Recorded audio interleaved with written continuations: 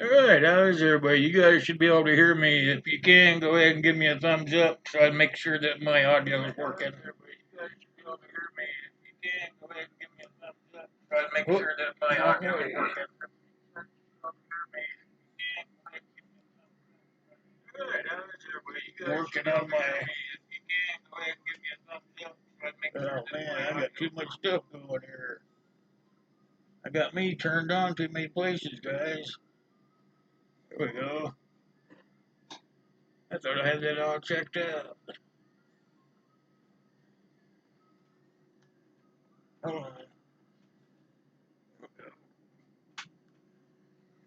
on. Alright. Good thing we got 13 seconds left just to make sure everything's working right. Sorry about that. I thought I had all those things turned off. Like number 8, thanks FFP. Good to see you. Hey Jamie, how you doing? Glad to see you come by. We always support our first responders and our law enforcement officers before we do anything in here. So try to get her going to that direction.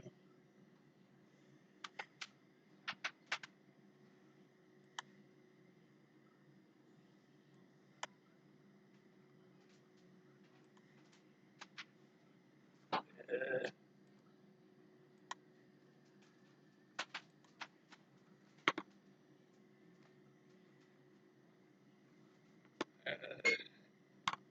Trying to get everything going here. Yeah, buttons are freezing up, so hold on. What the heck's going on here?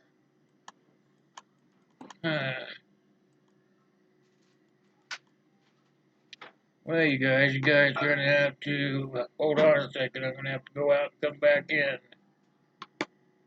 Looks like I am froze up.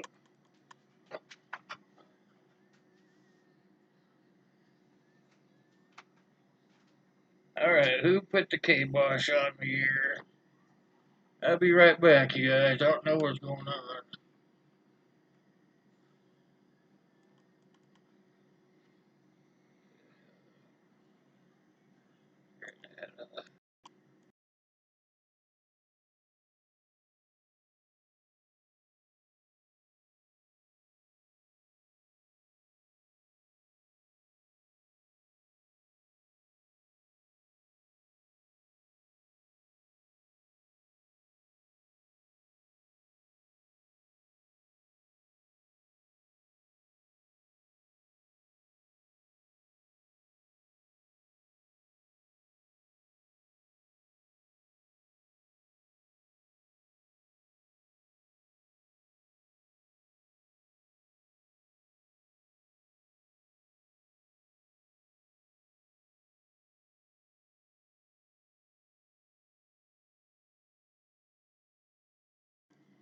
Alright, can you guys hear me now? I had to do some switching around here. Alright, let's get back and let's support our first responders and our law enforcement officers. They shall be up there right about now. Yep, there they are. Sorry about that, you guys. Something happened. My keys wouldn't work. Hey, JH, how you doing? Good to see you. Just freaking out that I was gonna have to restart the whole stream. All right.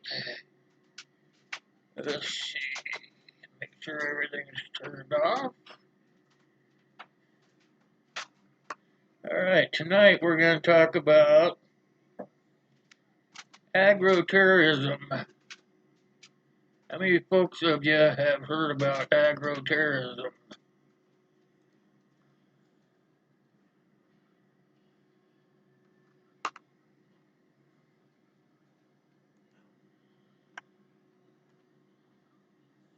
Before we get too far into it, I'm not supposed to see me yet, Kyle. I'll let you know, okay? Just so everybody's on the same page here, let me tell you a little bit about agro-terrorism Here are the definitions of agro-terrorism right here.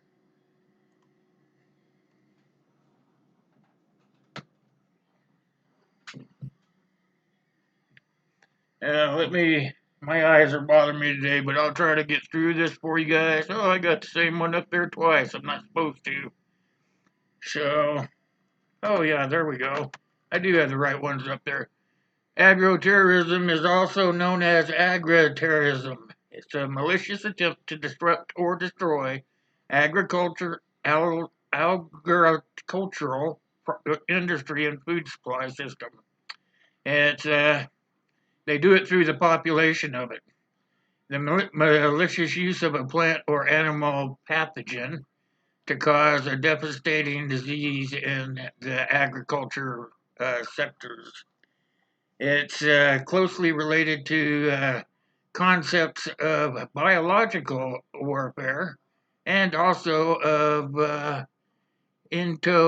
can't pronounce that word, warfare, except carried out by non-state parties. So there are two different ones there, and they both basically say the same. One is in just a shorter form. Actually, I'm just trying to lay it out that it's pretty bad stuff, actually, you guys. I had really never even thought about it. I knew that a long time ago we did biological warfare, but I really didn't have any clue as to an agro terrorism. That would have to do with animals or plants, and the more articles I read, the deeper down the rabbit hole you go. So I put together some stuff. I got a uh, some notes here. I'm going to read to you from some stuff right off the internet. It was done by a university, a study by a university.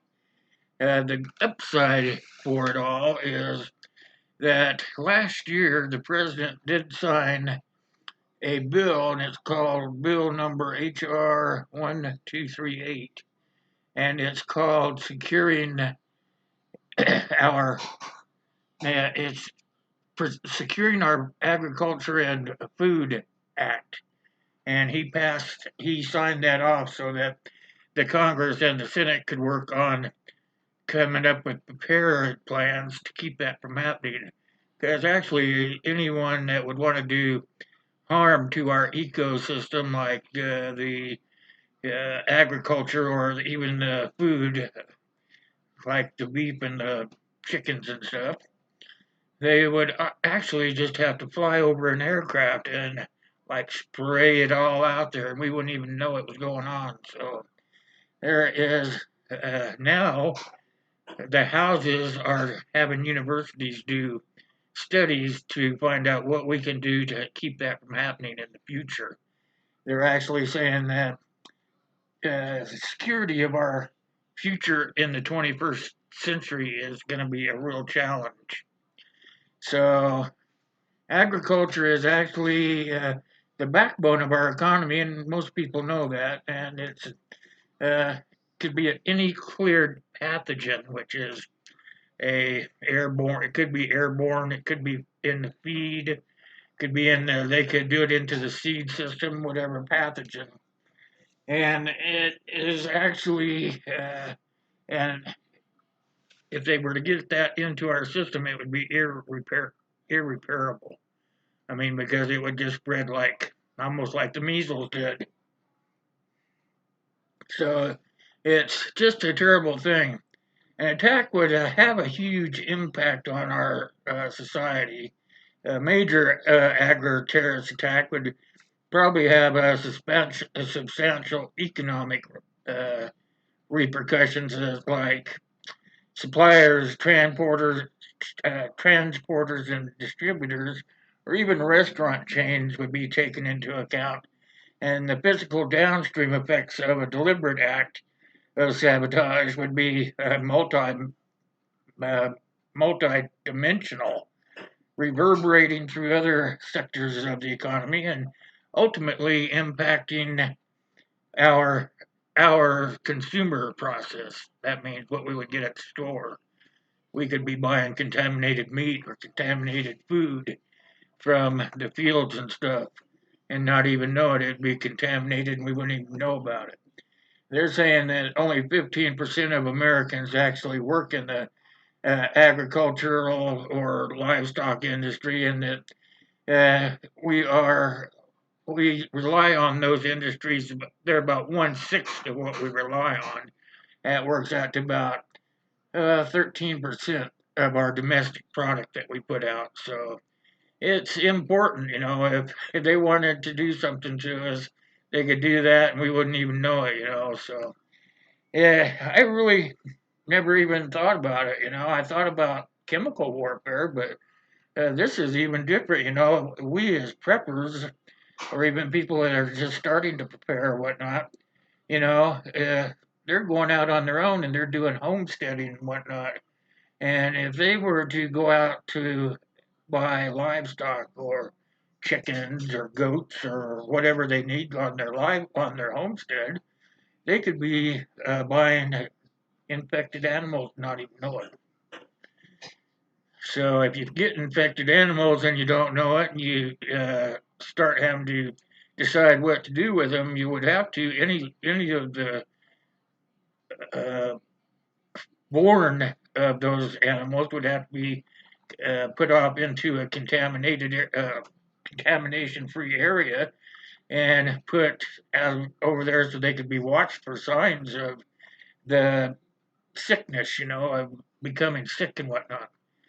So I have some slides here. I'm going to be throwing them up here every once in a while, and it will be showing you different stuff that you can actually see from them.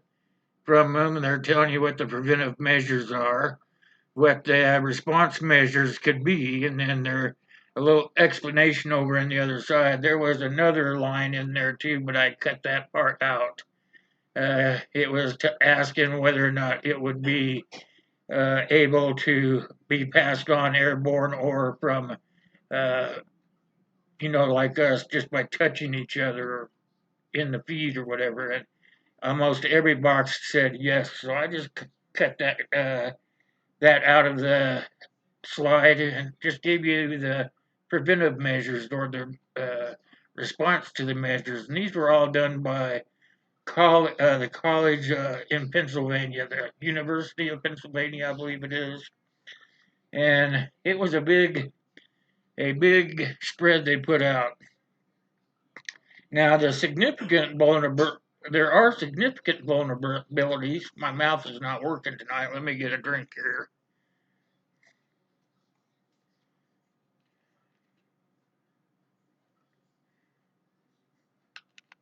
That'll probably help. Thanks for waiting.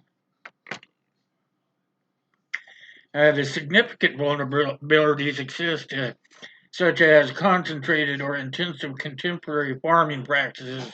Those are like highly crowded breeding or rearing conditions, meaning that an outbreak of a contagious disease would it'd be very difficult for them to contain it, especially if it was airborne and would inspire the destructive of all the exposed livestock. Like I was telling you, it could just come in on the air, and the cows would start showing signs of sickness, and that's what they're talking about. Then, if they had any newborns, they would have to separate them out and wait to see if they showed any signs of sickness as well. There is increased susceptibility of livestock to disease, and that has occurred because of the changes in the husbandry practices from sterilization programs to dehorning them to branding them, things like hormone injections, and from all the overuse or misuse of the antibiotics, and insignificant farm and food related security and surveillance. Farms seldom incorporate vigorous means to prevent unauthorized access. Most animal auctions and barns are devoid of organized on site surveillance or even food processing and packing plants, and they tend to lack in uniform security and safety preparedness measures, and they particularly are small and medium scale facilities that have prolific, big word, prolific, I can't pronounce it, proliferated in the recent years. Sorry for that, you guys. It's a big word. My, hey, see, Backwoods made it. How you doing, my friend? Good to see you. So, an inefficient passive disease reporting system, it's sort of like a responsibility for reporting any unusual occurrences or animal disease that lies with the livestock producers. They may have disincentives for doing so because of the lack of consistent programs, agriculture indemnity and such. I know you guys know I live in Nebraska, but Colorado is just south of me, not too far either, and they already have plans in place in case such thing as agro-terrorism hits them. And the governor of that state has already put measures in place so that it gives the ranchers and the farmers incentive to do the right thing. Inappropriate veterinarian and diagnostic training, the number of the veterinarians able to recognize and treat the foreign livestock diseases is declining, reflecting a relatively poorly paid profession that suffers from a lack of appreciativeness. And they kind of just overlook it. It's like they're the new kind of vets. They don't try to prevent it. They just are more or less just trying to treat whatever's going on at the moment. They don't try to do any preventive stuff. So the capabilities to exploit vulnerabilities in aquaculture are pretty considerable actually. Excuse me. Terrorists actually could choose large menus of bioagents, most of which are environmentally hardy, and they're not even a focus of concern in life for livestock or vaccination programs. There, many of the animal pathogens cannot even be transmitted to humans, which makes it easier for the terrorists to work with finally the livestock, the primary vector of pathogens. They can pass them easier through livestock than they can person to person, which would be what we would probably concern as the biological warfare, where it would be uh, human humans they went after instead of the animals. So, despite the ease of the implications of the success of the attack, agri-terrorism is actually unlikely to constitute a primary form of terrorist aggression because it lacks a single highly visible point of focus, such as consideration to any terrorist. It could be something like it's too much of a high cost for them to try to do it, do a wide range or a wide scale initiation. Like maybe in the Midwest states, like where we're at, like Colorado or Nebraska, maybe into Iowa or Indiana, they could do something like that because all those states, mainly they trade with each other. The livestock just goes back and forth between those states, so those would be easy to target and contaminate. I'll throw up another different one there that's basically the same. It shows the diseases, the primary modes of the transmission, and it goes down to the aerosols and the direct and the indirect and all that stuff. You guys can read that while I'm talking to you.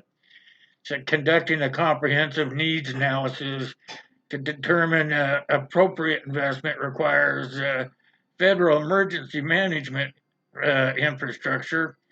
Excuse me, and that's where we go back to where I started at the beginning, where President Trump actually signed that bill HR 1238, and it's called the Securing uh,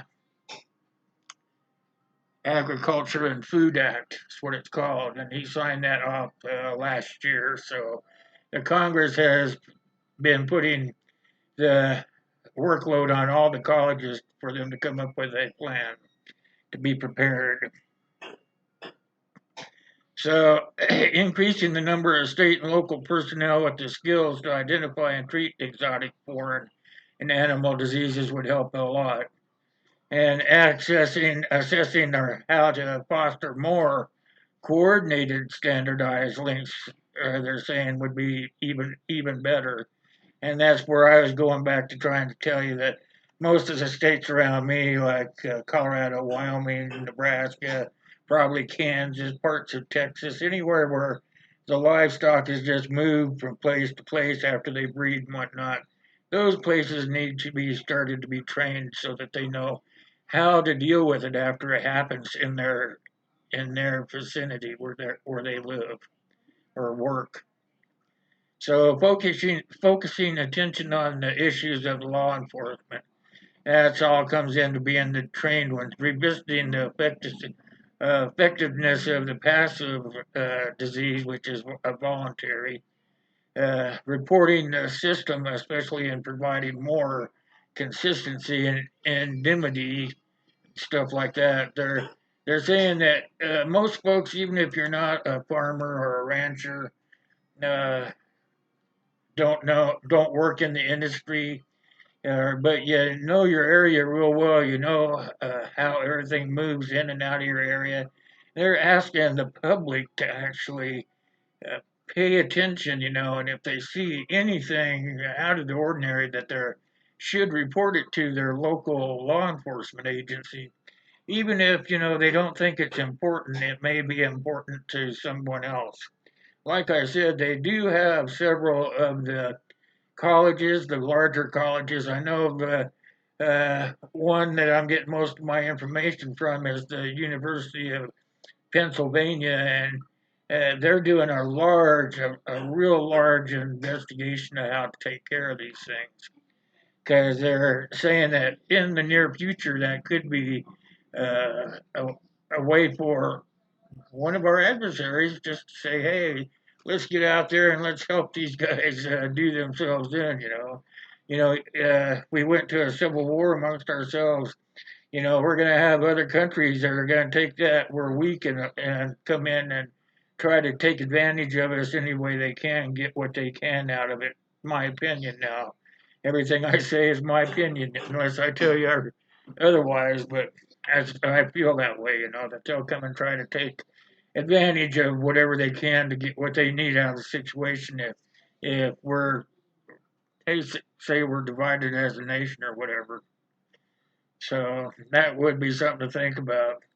They want to evaluate surveillance and also internal quality control, and they want to try to get emergency responses at food processing in the food processing industry and packing plants.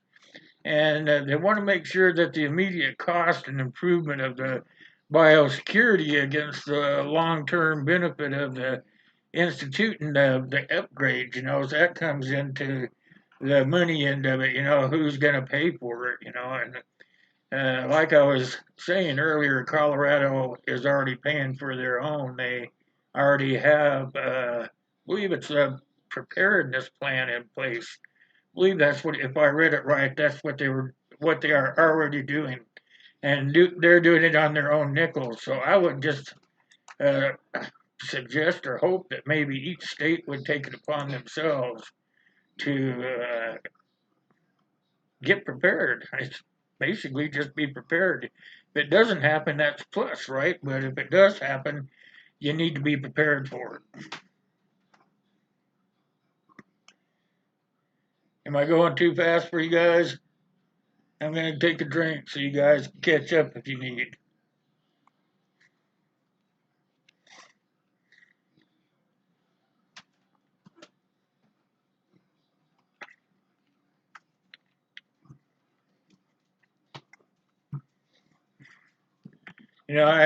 I know that this what hit me to do this tonight was we have a lot of people in our community that are actually trying to get away from the big city life and move out into the country and start start homesteading their own property so they're not going to be in the middle of any big thing in a big city when it comes down. So these are things that if you're going to be homesteading, it's important to them to know of things that could be happening possibly to their poultry or to their livestock, without them even knowing. So I just thought it would be very important to try to get that information out to you guys, the ones that are thinking about homesteading or the ones that are homesteading.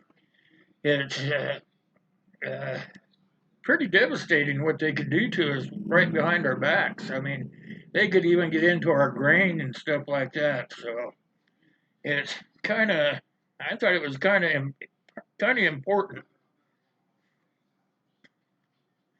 So the world needs to unify to make this work. And I know we could make it work as our nation. State by state needs to take care of it. But it actually, if we try to make it work in all agricultural communities, whether it be United States or Canada, Canada's hooked onto us. What do we got to do about that? And then we always have Mexico plugged into us too. So, Mexico could get a lot of contaminated food over here, fruits and vegetables, seeds, or meat of any kind. Beef and poultry, and Lord knows they do anything to our bacon.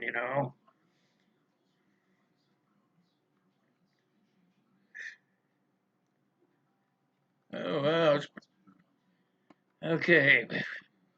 I was gonna put some images up on the slideshow for you guys, but I got to looking at some of those. They're pretty graphic, and uh, the hoof and mouth disease. I was looking at some of those because they attach them to all these studies and stuff. And what they do to your animals is just terrible.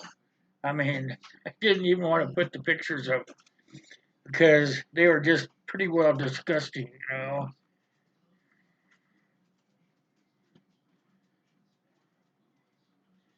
There was an abstract that the university did, and I'm going to read that real quick, and then I'm going to open up so you guys can see me, and we'll do a little bit of talking.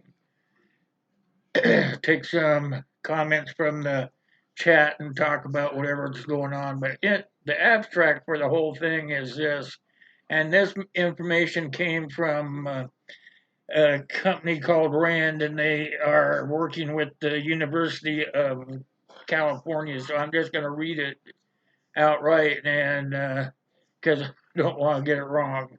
But the abstract says that although the consequences of an agro-terrorism attack are substantial, relatively little attention has been focused on the threat. Unfortunately, the agricultural and food industries are vulnerable to disruption, and the capabilities that terrorists would need for such an attack are not considerable. In the short term and the medium term, a series of targeted initiatives could improve the current situation. Over the longer term, efforts should be directed towards standardizing and streamlining the food supply and the agricultural safety measures within the framework of a single integrated strategy. And I thought that was pretty well put it right out there because, we don't really watch what goes on. We just assume it's being taken care of. We got the FDA or USDA, whatever they're called, and then we just assume that it's taken care of, but it's not. A lot of it drops right through the cracks, and we don't even know about it as consumers. They tell us to eat it, and we eat it. That's pretty sad. I think they need to have a more stringent way of testing the meats and whatnot. And hopefully, the bill that President Trump signed, he signed it, I believe, at the end of last year, and it's called the uh, Securing Our Agriculture and Food Act. And you guys could probably look it up. The bill number is HR 1238. So that is something the president put out there, and hopefully we will get an end to it somehow. So here I'm gonna see, get rid of all that boring stuff here. We'll go back to this. And I picked this picture to come back to because we were talking about all the contamination of the food supply and whatnot. And if you look at the fish right there, it's a one-eyed fish, sort of like he was contaminated. So I hope I put enough information out there to try to get people to understand how important it really is. Agro-terrorism is something that people don't even think about. Hey, great man, how you doing? I mean, if they were really wanted to, they wouldn't have to spend a lot of money uh, to fix this. Start off at one area, and like I said, my area. I live in the mid. I consider it the Midwest. Nebraska, Wyoming, the Dakotas, maybe parts of Indiana and Iowa, parts of Missouri, probably, and Kansas. All the food, all the livestock and poultry, probably just kind of rotate through there. Be my guess, because we see a lot of livestock livestock trucks rolling around here, and a lot of bigger trucks that carry poultry and stuff. So how easy it would be to contaminate one, two, maybe 10 of those damn trucks. And then guess what? Those animals that are being contaminated and are now going out and mating with other animals and contaminating them as well. And it's just like the domino effect. If you get a couple of them done, it's going to infect a lot. So, and that's what they were saying in that article, is it just doesn't take a lot of money for it to happen. They could just do it to a few people and to a few animals, and it would be gone because it would just spread like wildfire. And then all the homesteaders, the ranchers, the farmers, uh, whoever, when they had newborns, they would have to make sure that those all the newborns were put into a pen by themselves. And I guess it's called shoot. I just had the name of it.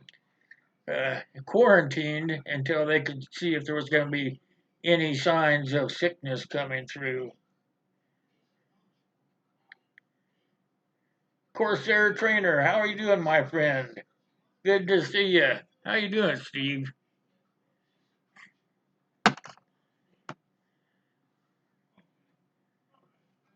We're gonna do the stream tonight in Hangouts. I have figured out how to put my OBS into Hangouts, but at the last minute, all my information I'd put in was gone. I had to hurry around and get it all put back in time for the show. Uh, I was listening to Backwoods Law's live stream and trying to get all my images and slides back into the program for tonight's live stream. So I didn't have time to go into Hangouts, but next Monday we're going to do a Hangouts. I would like to get a panel up there, and we're going to just talk about anything that has to do with prepping, bushcrafting, anything to that effect. I want to have 3 people on the panel, and I'd like to just have a question and answer segment, and we could just get some answer questions up to the panel. Panel can answer them, and if all goes well, we'll just sit there and talk about prepping and bushcrafting. So need 3 people to volunteer. Hint, hint. So it'll be in Hangouts next week, and there will be a panel. If you don't volunteer, I'm going to come looking for you. You know who you are.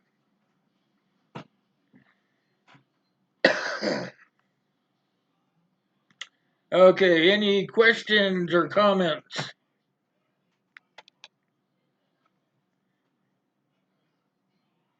All right, Wayne, cool. I'll write your name down right now before I forget. Appreciate it.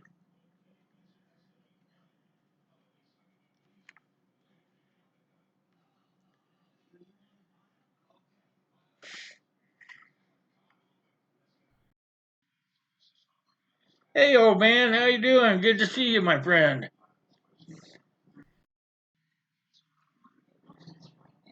I was gonna send you an email, but I'll just tell you right here in front of everybody. Remember I told you I ordered your cup.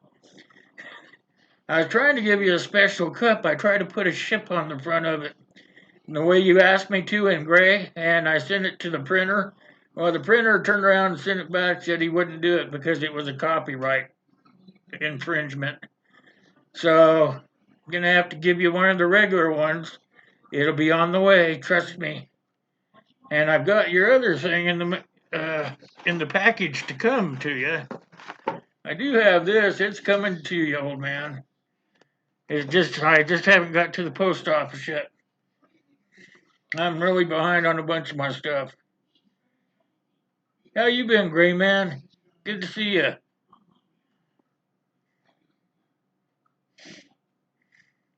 Palmetto, Palmetto Prepared.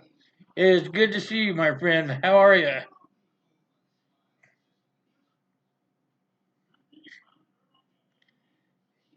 Is that a Fukushima? I don't know what kind it is. I just know from the live stream I did, all the information I popped out there. Figured that would be a good fish to put up while we're sitting here shooting the crud and whatnot, because kind of fits right in as to being contaminated and stuff. I have a sick sense of humor.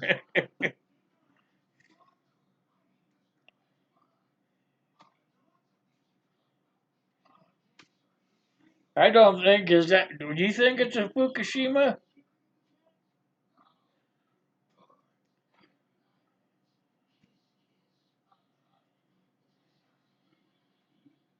Hey, how you doing, Kay? Good to see you.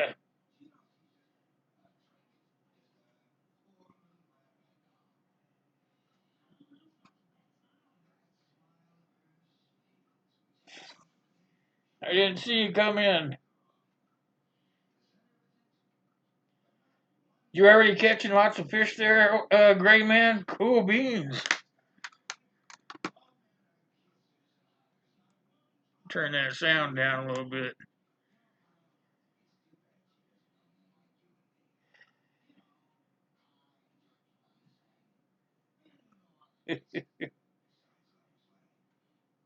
Oh, you been here a while? Yeah, I was talking my head off. I didn't really pay attention to too much of the chat because I didn't want to lose track of where I was at. Have I always have a ton of notes, and then I was kind of show you guys. You guys know, you guys that do live streams know that I got a lot of notes here, and it's real easy to lose your place.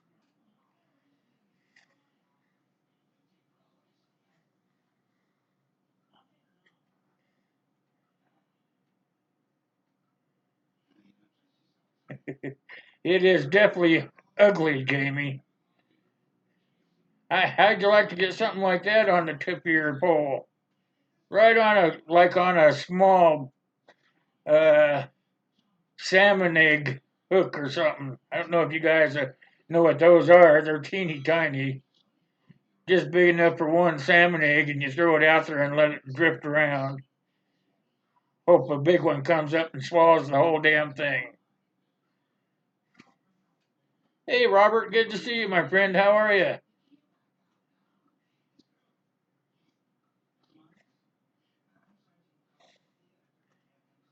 It looks like if you got that thing into the shore, it'd be bigger than you are for sure.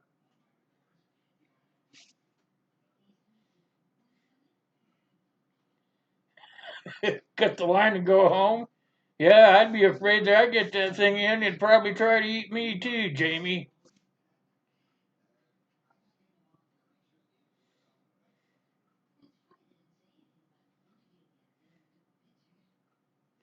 Absolutely, Wayne. I email all of them. I prefer to do it that way. I prefer to send the link in an email. It's much easier. I think I have your email too. I try not to get rid of too many email addresses. Comes in handy.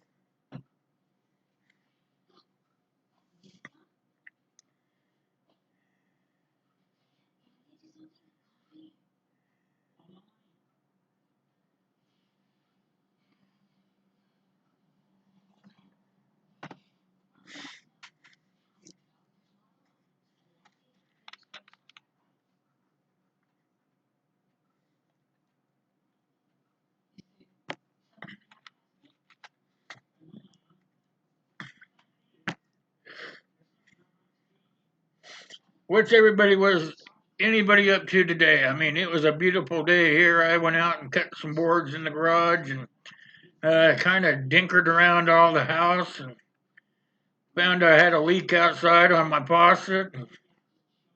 Just a wonderful day here. You guys get to have a chance to get out in that sun.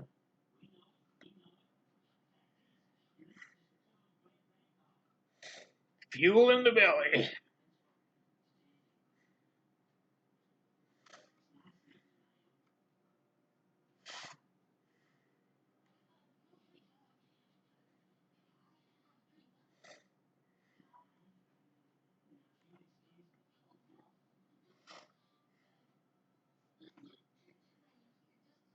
You baked a loaf of bread. Is that Robert? Or are we talking to Robert or Cindy? Which one of you baked bread?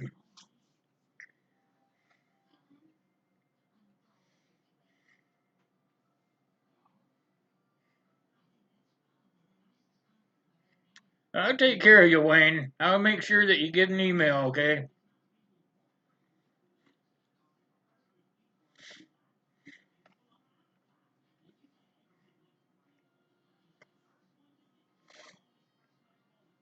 My chat window is over there, you guys. That's why you keep seeing me glance.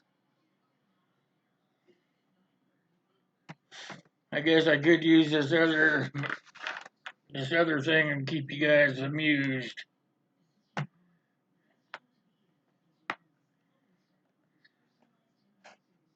Sometimes it works good, sometimes it don't.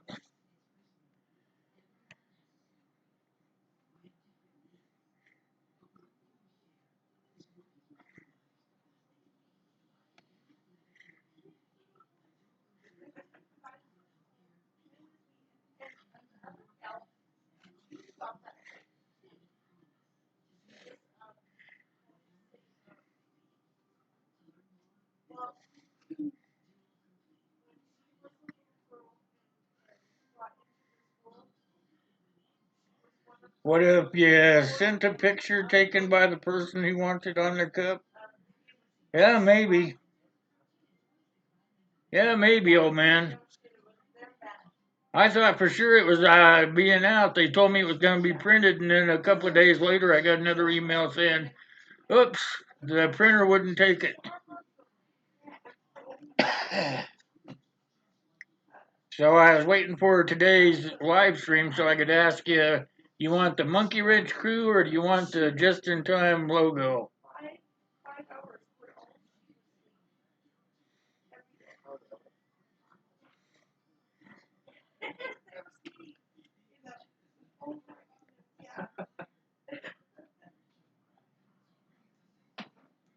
88 Mark, hey, how you doing? Good to see you, my friend.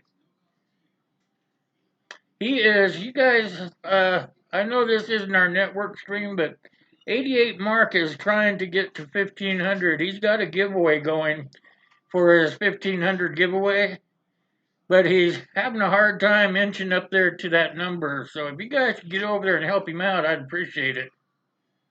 88 Mark.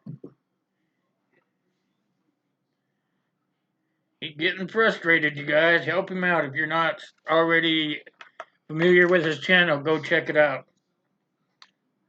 I'd really appreciate it.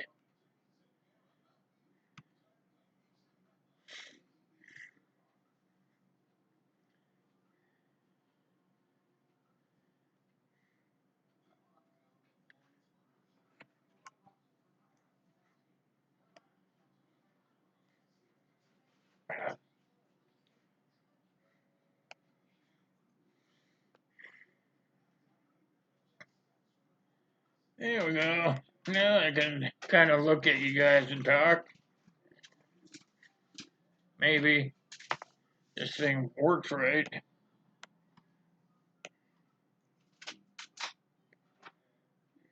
Helps when you put the pin on.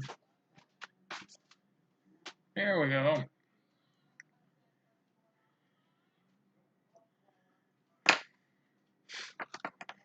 Yeah, he's a pretty good guy, Corsair.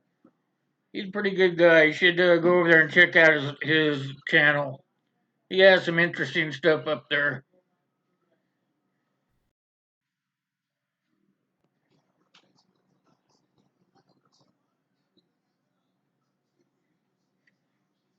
Number 18.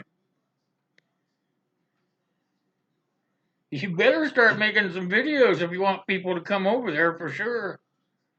That's one of the things, if you make content, they will come.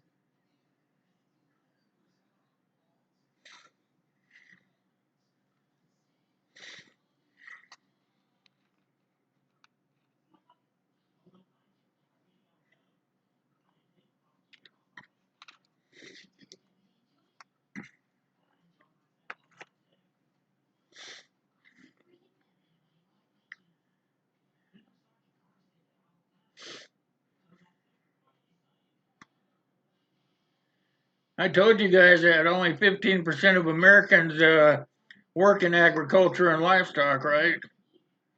And not very many. That must mean the immigrants take up the rest. Just a thought.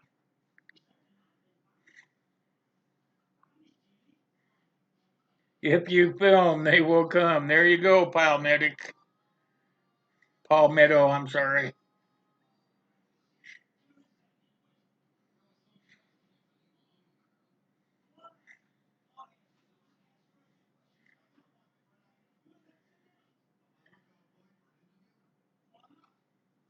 No, really, Wayne. Well, you could always go to the dark web to get your info. I've been studying up on that, and you can get a lot of information on the dark web that you can't get out here.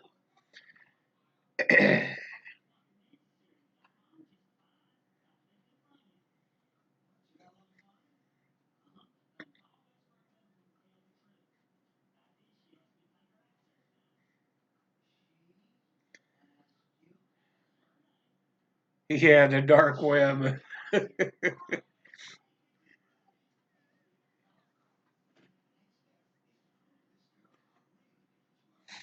Or that's what they call it anyway. I'm just telling you what I know for sure.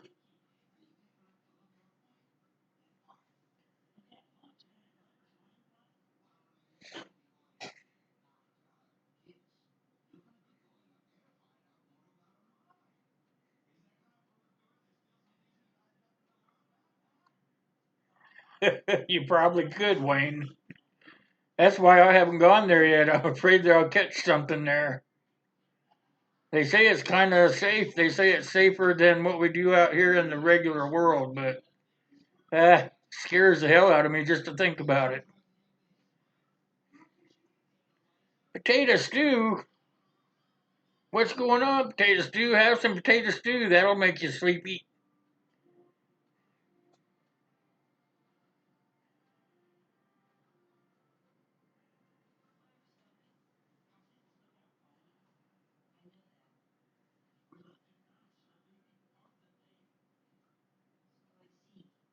You stay away from it, Steve.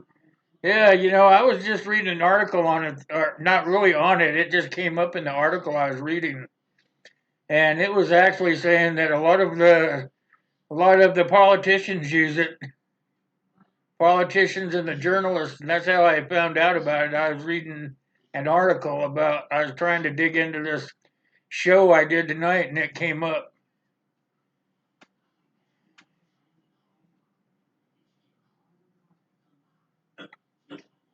Yeah, Wayne. That's what I. They did that in Washington too, actually. people would take their RVs, whatever, pull behind campers, and they would pull up into the parks there, and they would stay the 7 days that they can stay, and then they would be booted out of there, and they would go camp one night or 2 nights alongside the road or in a parking lot. Then they would turn around, they'd go right back to the park again, stay another 7 days. And it's pretty ridiculous. There's people everywhere trying to get by.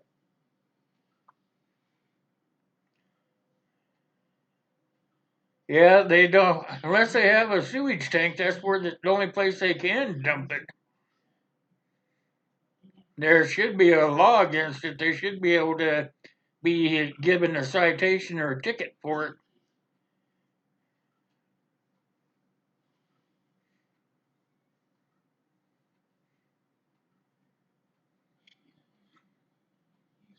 Yes, they do. Right there, Wayne. That's how it is.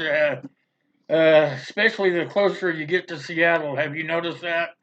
All those tent cities and stuff, and most of those people, they want to live like that because they can spend all their little subsidy money, their social security, and all their other crap. They can save that money up, and they can use that money to buy drugs or whatever that is their vice is, alcohol, whatever. And then all their crap goes out onto the public streets and sidewalks, and then the taxpayers pay for it.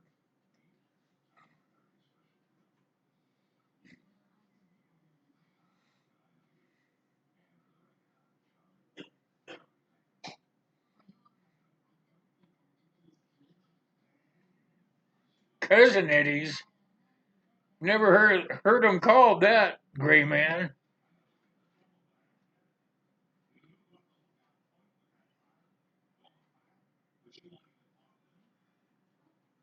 Oh man, I've only been gone from there like 3 years, Wayne. And the last time I was there, I went back a couple of years ago to visit, and we were down in the city, and you're right, it is terrible down there. I don't know how anybody could live actually in Seattle. And the rent in Seattle, I can't believe it. A one bedroom place with you can't even turn around in with a one bathroom, like a studio apartment, and you got to pay $1,000 for it. Who the heck's got $1,000 for that?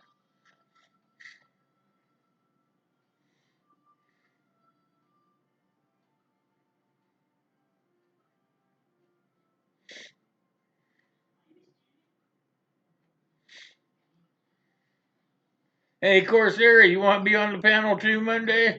Let me write your name down. Westwind's going to be there. I'm writing your name down.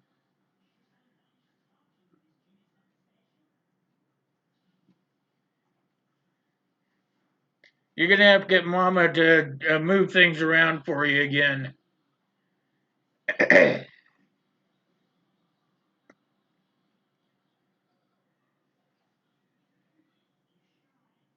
Monday we do the prepping bushcrafting one. I already got your name written down, Steve. You better figure it out.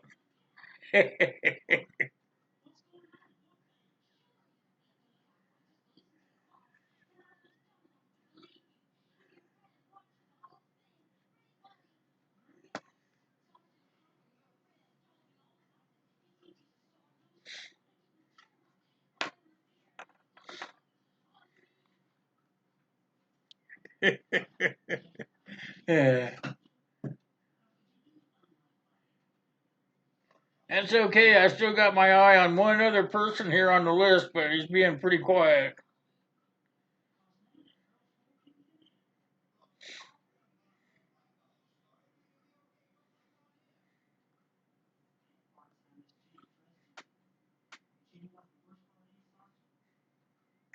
Kind you get, Wayne. Thanks, Uncle. When you gonna be up to being on the panel, Uncle? Surely you can do hangouts, can't you?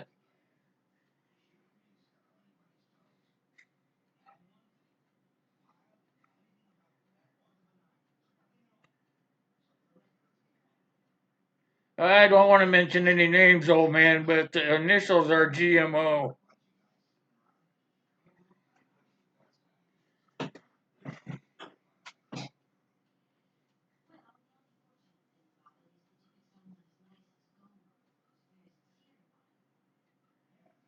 A Navy knife? Is it like a katana then?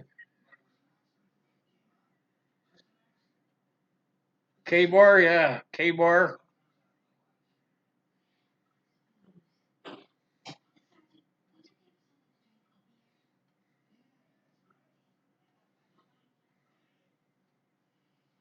Southern Utah, huh? That might not be too bad. Gets pretty darn hot down there. I have some nieces and nephews live in that area.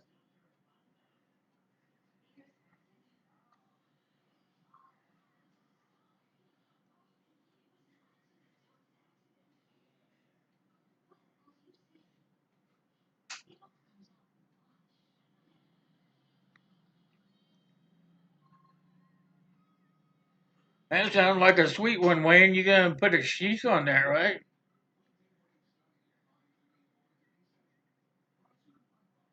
I am not LDS, no sir.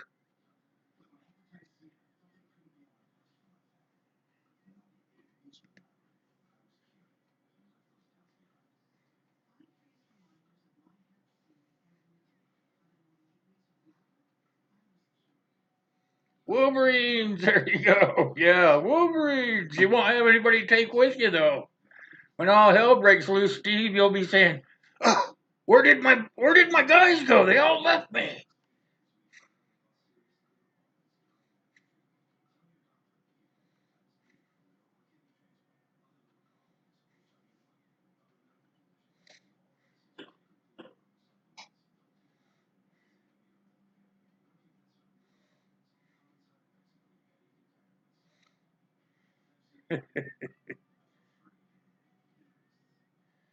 All right, you guys, I need one more guy to volunteer. I'm going to pick the volunteer.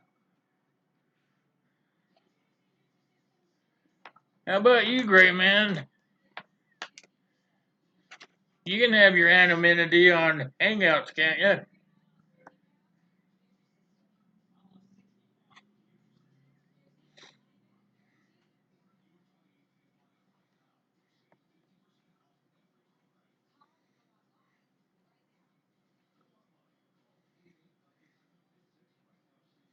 Oh man, I hear you there, Wayne. Absolutely. You be careful.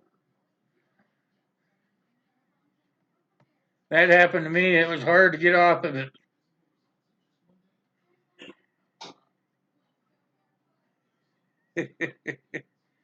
You come to learn from the experts? Sound like an excuse to me. You know what they say about excuses, right?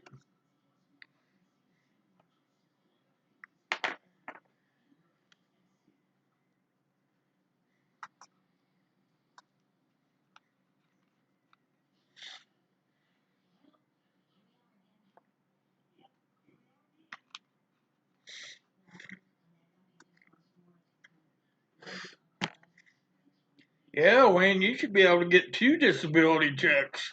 You should be able to get one from the VA and one from Uncle Sam.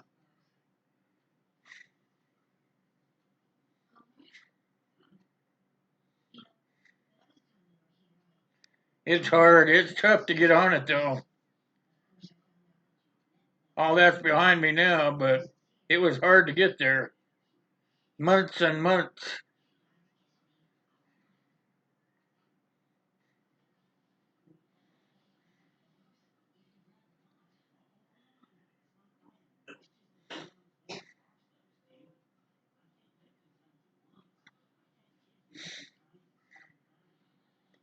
All right, I think we're about there. We got one more minute left, you guys.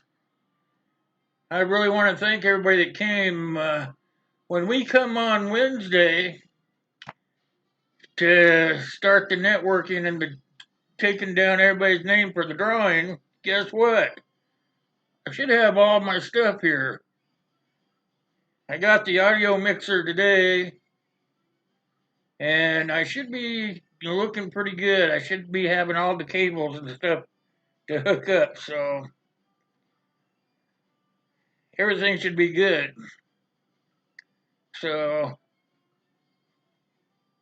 don't forget about Wednesday, you guys. That's when we do the name taken down for the live stream on Saturday. I'm also thinking about starting another live stream, so we'll talk about that on Wednesday.